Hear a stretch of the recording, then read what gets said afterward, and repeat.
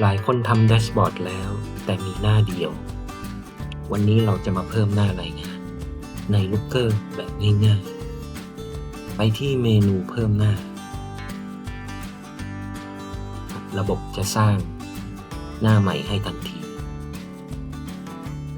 จากนั้นเราสามารถเปลี่ยนชื่อหน้าได้เช่นสรุปยอดขายสินค้า